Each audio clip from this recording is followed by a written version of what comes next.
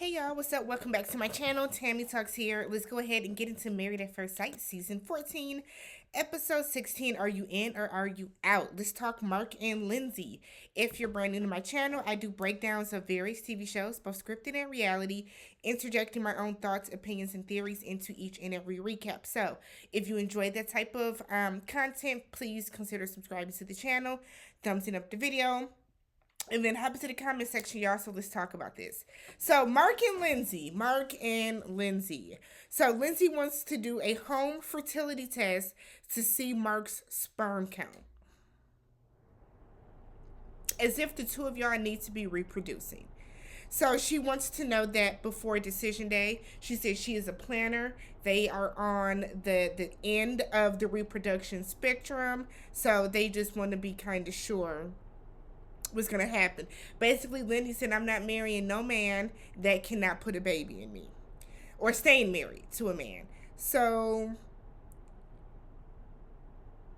Lindsey feels that because of how much Mark loves his cats, he would be a good father. So he's in there trying to do this business, and he wants her to grab his phone so he can look up some porn. She is low-key offended by that and says, why do you need to look that up? Why can't you just look at your wife? Because he don't like you, Lindsey. That's why. He doesn't like you. So Lindsey then proceeds to tell us that his swimmers don't look healthy, and it is the consistency of Elmer's glue. That is not okay, Mark. But then she says that he's dehydrated and needs to drink some water.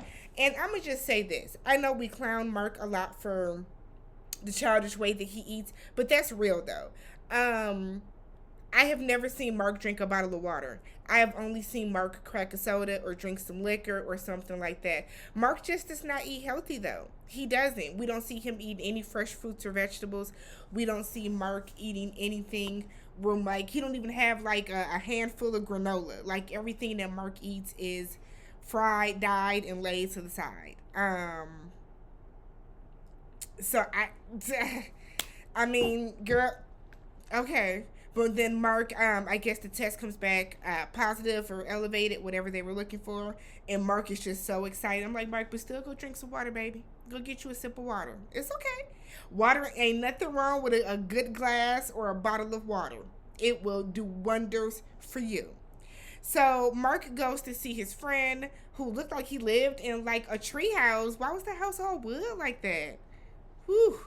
So Mark mentions how rough of a week it's been.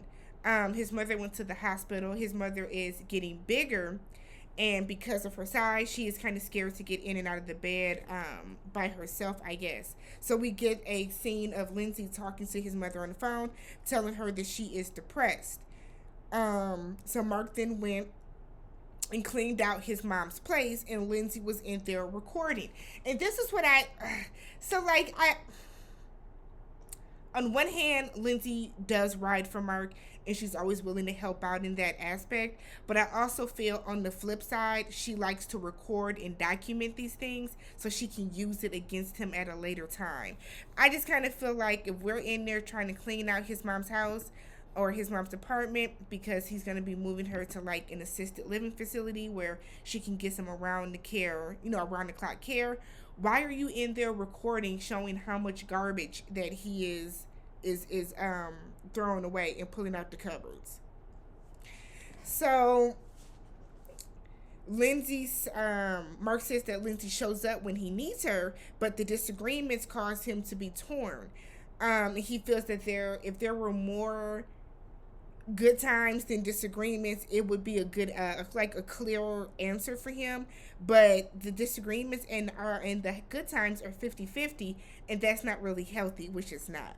So his friend was like, right now you're going through a lot. Once that responsibility that you have dies down a little bit, then you can really put forth the work into the relationship. And that might be true. That might be absolutely true, that Mark is distracted because of everything that's been going on with him. But I think what's really the most distracting is the fact that Lindsey keeps bringing it up, and then not only bringing it up but throwing it in his face. So he tells his friend tells Mark, don't judge the past 8 weeks based off of the past 8 weeks. Look at what happened the very last week. And I'm sorry, but I think that was terrible ass advice. And that's because Mark's friend, you're not with them. You're not seeing this. I hope that his friend is watching this show and is seeing how awful Lindsey has been to this man. It is also very weird how y'all are comparing Jasmina to Alyssa, but not Lindsey. Lindsey takes every opportunity she can to embarrass and demean Mark. Jasmina has not embarrassed or belittled or demeaned Michael in any way aside from saying that she's not attracted to him, and if she's not, she's not. So like I thought that was kind of weird. So his friend says that Mark is a better person when he's with someone, and that Lindsey is what he needs, to kind of get through life. Mark said he doesn't know what life is like without her in this capacity. Does he really need her, or is it kind of like almost like trauma bonding right now? Hero syndrome. So his friend said that you won't be doing yourself any justice by saying no at the end of the 8 weeks. Yes, the hell he will. Yes, he will. He'll have some peace of mind. So Lindsey meets with Elijah, and she thinks that her and Mark are a good team, but she feels that Mark doesn't come to her first about issues. He goes to everyone else. Um, and Elijah would say it's just because Mark values people's opinions and people's advice. So he'll go so that he can hear how it sounds. He was like, because if he comes to you and something doesn't sound right, you're going to tear him apart. And Lindsey was like, yeah, he said a word wrong the other day, and I definitely corrected him. And I think the most jarring part about Lindsey is that people will tell you the stuff that you do, and she'll just be like, yeah, I do. But there's no apology. There's no course of action to try to fix that. Everything that she does is solely with the intent that this is how I am, so you need to deal with it. So then Lindsey meets up with a friend of hers from work. She said who is her work wife. And she said that Mark is super rigid and he doesn't adapt well to change or to stress. And she is a person that thrives in chaos. And some people are. Lindsey seems like she's more of an adrenaline junkie where um in different situations she can adapt easy. Mark just isn't. He's just not that guy. But I feel like Mark might actually be that guy, but he is just so turned off from Lindsey that he recoils into himself when she's around. So her friend said that Mark seemed very bland, like white bread. But then she also said that white bread is very classic and dependable as well. Lindsey said that he is in a time of crisis. And again, Lindsey just likes to, tell Mark's business. Her friend didn't need to know that. So Lindsey said he's in a time of crisis, and wonders if the way he is right now is just because of the chaos he's in, and will he be differently when he gets on the other side of this turmoil that he's going through. Um, she also says that whenever she tries to express how she's feeling, Mark takes it as he did something wrong, and that's not what she's saying at all. And I said, Lindsey, you are lying. Because you will literally tell him, you're not doing this, you're not doing that. I want you to do this, I want you to do that. So then when he gives you like resistance back, you threaten to walk out and leave. See, Lindsey conveniently leaves out a good portion of every single situation when she's talking to her people about it. So the fact that you're telling half the story to make it seem as if, yeah, you're a good person, Lindsey. Like, don't do that. Don't do that. So then Lindsey is just worried if he's going to get better with adapting to change, because she does not know if she's the type of person that can really deal with that. And I'm going to say you aren't, because we have seen that when he does not react to change well, you get upset and you storm off and you threaten to leave him. So then we have flag football. Mark is out there acting like he's trying to win the Heisman, and he pulls something while running. They think he pulls something. It really turns out to be a cramp. Lindsey proceeds to say he went down like a heavy tree in the forest. And I said, did you have to say he is a heavy tree? You couldn't just say that he went down? So Lindsey then says that it's because he is dehydrated. That's why he has the cramp. Mark asks for a doctor. A doctor. Mike to get a Mark to get a doctor. Like, he's the only one with the accent. Um he gets some water. Looks like he had a little Powerade or something, and he was able to stretch his leg out. Um, we got to drink water, Mark. You're gonna be doing activities like that where you're sweating. You have to drink water. So Mark takes Lindsey to a dinner date, or Mark takes Lindsey. They're in the car. She, of course, can never just let him drive her somewhere. So she's trying to open the phone and see where he's going, whatever. He takes her to his mom's apartment, or I guess it's his grandmother's apartment.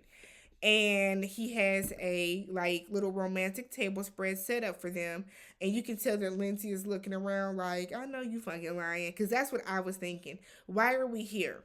But we are there because Mark wants to build a life with Lindsey in that space. And then he brings out a bunch of sushi for dinner, probably thinking that that would kind of win her over. So Lindsey is on board. She said, give me $500 and a weekend so that I can get everything together. And Mark is like, what do you need $500 for? She wants to do a little remodeling. So she wants to change some fixtures, some light fixtures. She wants to do a little painting. She wants to make it look as if they both live there, as if it is their home, not her living in his grandmother or mother's house. Mark said he doesn't want to change anything. Painting fine, but he wants to keep some of the furniture. Lindsey said that she does not want to live in the past. If we're going to live here, you want this to be us building our life. It has to have stuff that reflects me, not that reflects your mother and your grandmother. And I'm sorry, unpopular opinion, I am completely on Lindsey's side with that. Now, if Mark wants to keep maybe a chest or some like one or two pieces of furniture that he can walk by and touch and say, you know, this was my grandmother's for nostalgia, that's absolutely fine. But I'm not going to live in this house that your mother and your grandmother lived in, and it looks exactly like they are still there. And Mark doesn't understand that. And Lindsey tells him that he lives in the past too much. And he does. Mark needs to go to therapy because Mark is continually stuck, like trying to claw back to his past when things were simpler, where things were happier for him when he was a child. You are regressing.